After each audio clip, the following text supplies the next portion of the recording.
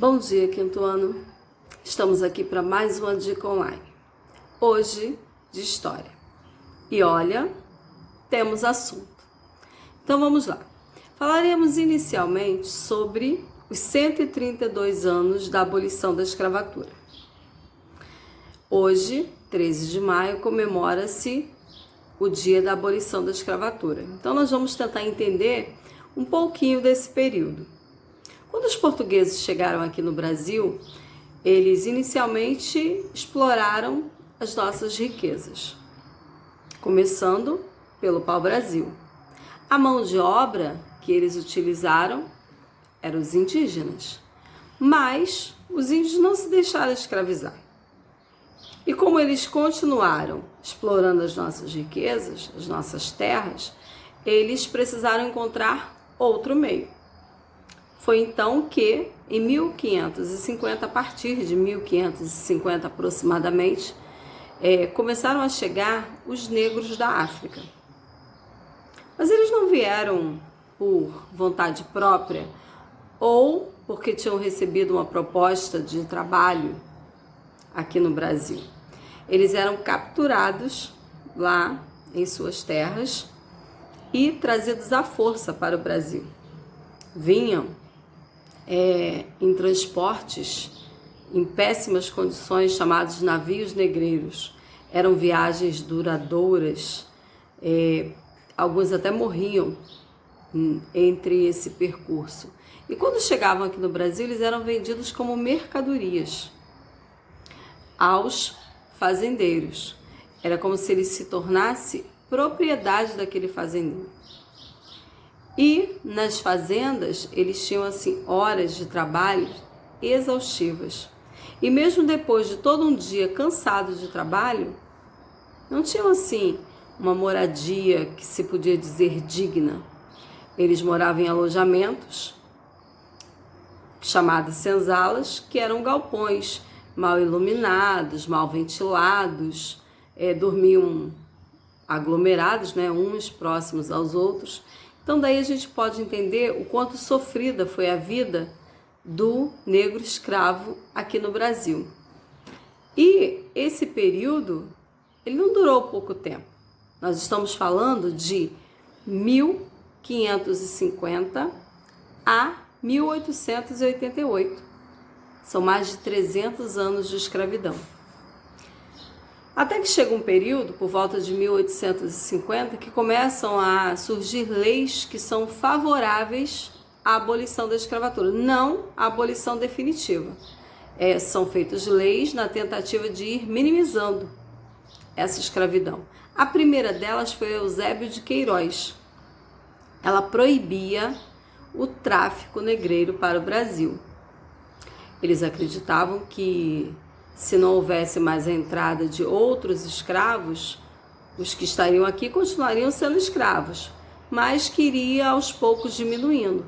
Outras leis também foram sendo feitas, como por exemplo a lei do ventre livre, que determinava livre todo filho de escravo nascidos a partir daquela data.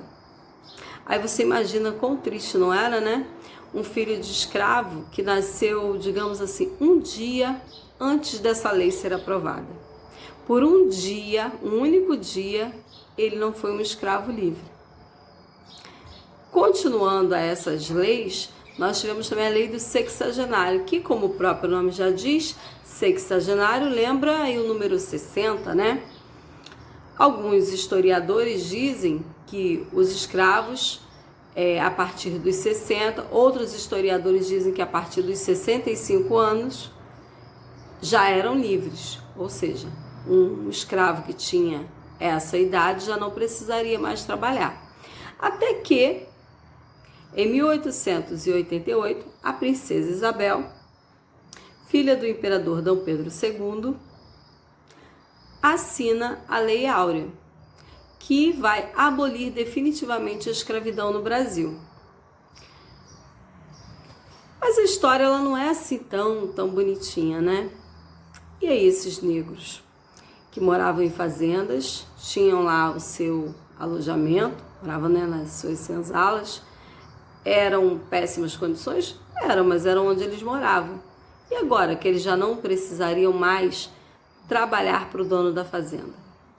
Onde eles iriam morar? De que eles iriam se alimentar? Pois é, a vida do escravo, mesmo após a abolição da escravatura, ela continuou sendo árdua. Por quê? Eles foram morar em cortiços, que também eram abrigos, casas, né, precárias. Foram em busca de trabalho, mas nem sempre encontravam. E foi um período assim de difícil adaptação para eles.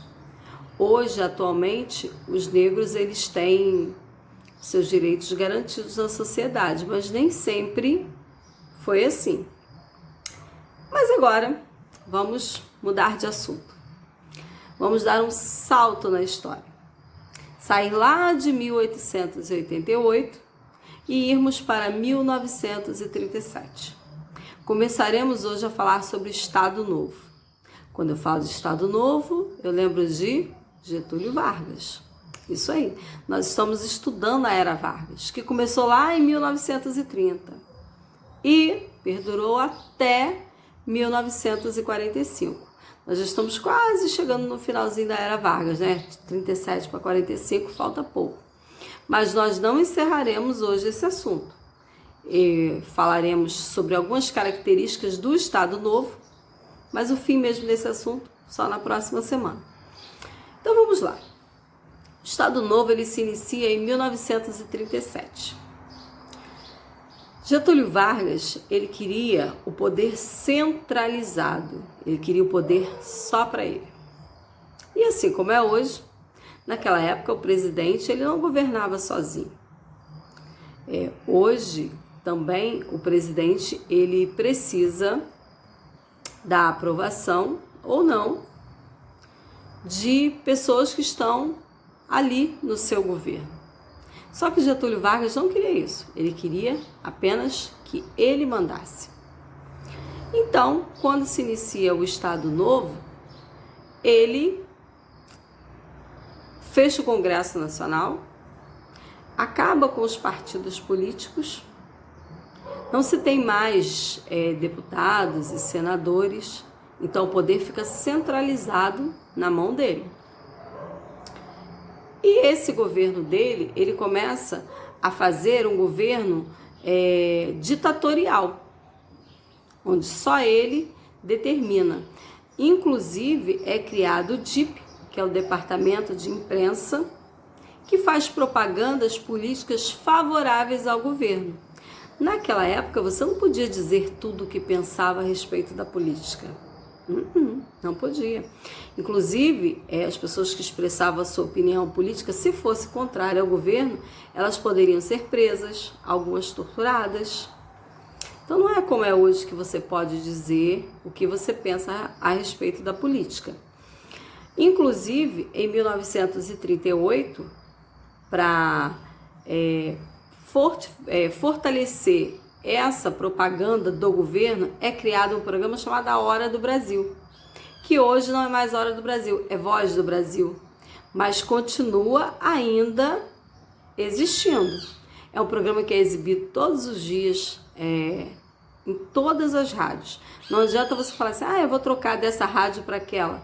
Não, a programação ela é interrompida e por um período de 1 hora tem-se notícias, né? Agora de Brasília. Naquela época não era Brasília, porque nós não estamos falando de um período que Brasília já era a capital do Brasil.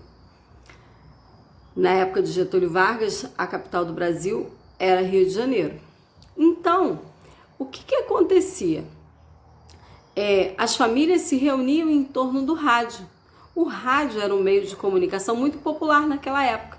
Ele começou a se tornar popular em 1930, mas entre a década de 40 e de 50 é que essa popularidade do rádio ela aumentou. As famílias se reuniam em torno do rádio para ouvir novelas, noticiários. Olha como é diferente, né? Aquela época de hoje. Hoje os nossos meios de comunicação em casa são os mais diversos.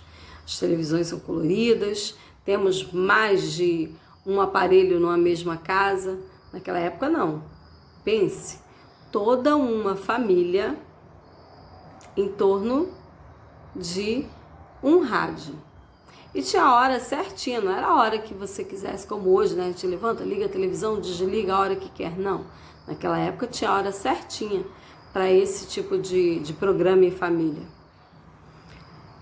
E com isso, a propaganda política do Getúlio Vargas, ela foi assim, se enaltecendo. Ele foi considerado o pai dos pobres.